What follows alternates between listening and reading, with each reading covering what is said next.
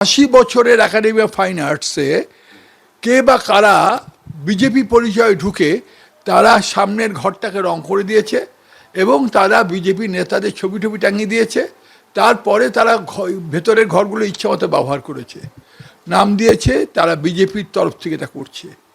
কিন্তু তার আগেই আমরা দেখেছি যে এবারে যিনি বিজেপির সভাপতি শ্রমিক ভট্টাচার্য, তিনি গত 1.5-2 দশক ধরে বাংলা থিয়েটার, বাংলা সংস্কৃতির সঙ্গে সম্পৃক্ত।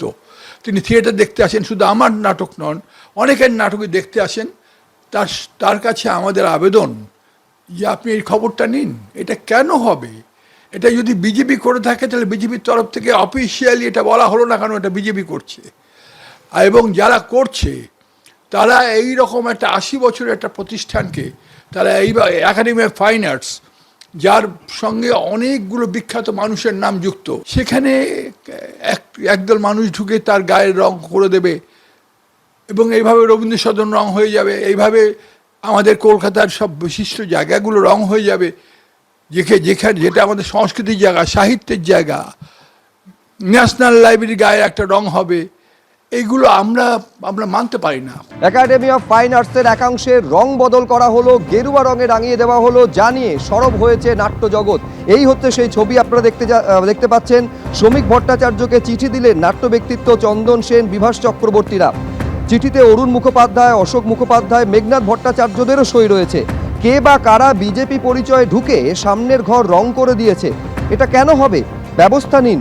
শ্রমিক ভট্টাচার্যের উদ্দেশ্যে বার্তা চন্দন সেনের।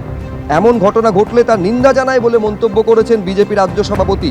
এটা বিজেপির কাজ নয়, কেউ যদি করে কড়া ব্যবস্থা নেওয়া হবে বলেছেন শ্রমিক ভট্টাচার্য।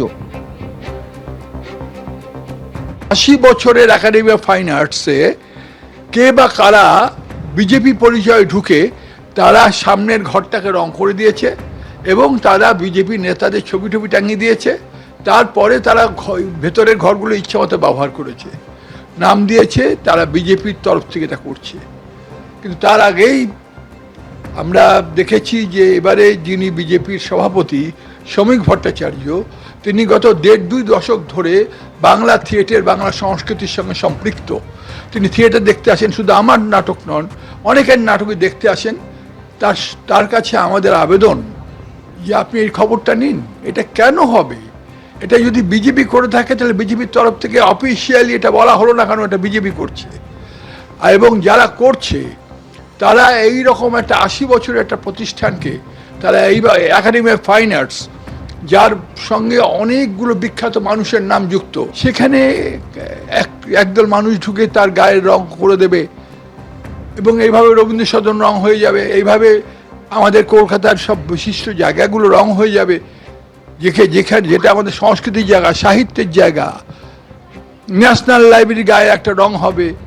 এইগুলো আমরা মানতে পারি না। যারা করেছে অন্যায় করেছে, ভুল করেছে।